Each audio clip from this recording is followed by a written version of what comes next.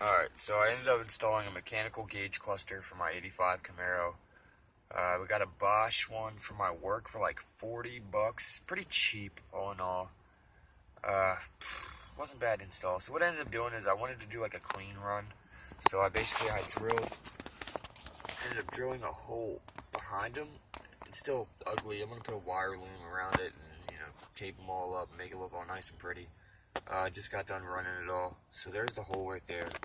For the coolant temperature sensor for my 85, it came with 3 different sensors, one for the fan, one for the cluster, and I think one for the ECU. So I basically decided to get rid of all those and just go with one in the side of the motor right here, is what I ended up doing, or inside the head. That right there comes from the firewall hole right there.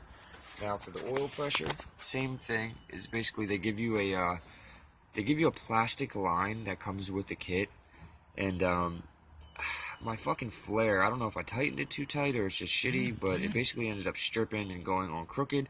So for 10 extra bucks, they sell the copper tubing kit, which I hear is a lot better anyway, because it doesn't get brittle and crack, and people have issues with the other one like melting and stupid shit.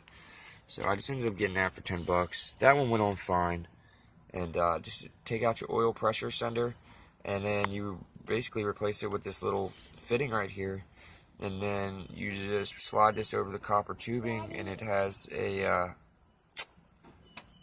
forget what the fuck that piece is called in there, but it's a little piece that basically flares the end and seals it properly. Sophia, hold on. So that's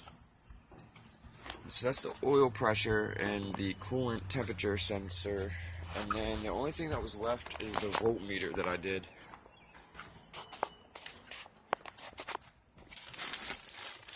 Alright, so for the voltmeter, I basically ended up running these things, which are pretty cool. They're called I think they're called like piggybacks or something like that, or some shit. I don't fucking know. But they sell them at my work. They're pretty cheap.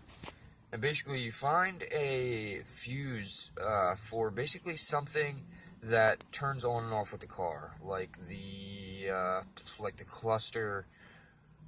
For example, you just basically plug into that one, and it basically just adds the extra line to plug into for any kind of electronics. It's pretty cool. So basically, for the voltmeter, you got your power that runs to that, and then you have to run a ground. Just attach it to any place on the frame. I always like to sand it and give it a good ground. Then basically what you do is, so for each of these gauges has a light with it, and those lights basically have their own individual power and ground wire. So what I did is I took all of them and I basically twisted them together. So instead of having 3 wires, I only have 1. Then I connected it to another wire, and that was my power or my ground, and I ran it the same way. I took the power and I connected it to one of these and did it like that. So basically, they will turn on and off with the vehicle. That's it. It wasn't super hard. It was a little time consuming just running everything. Just be careful when you're feeding your gauges, the copper wiring, stuff like that, through the dash, because you don't want it to like bend or kink.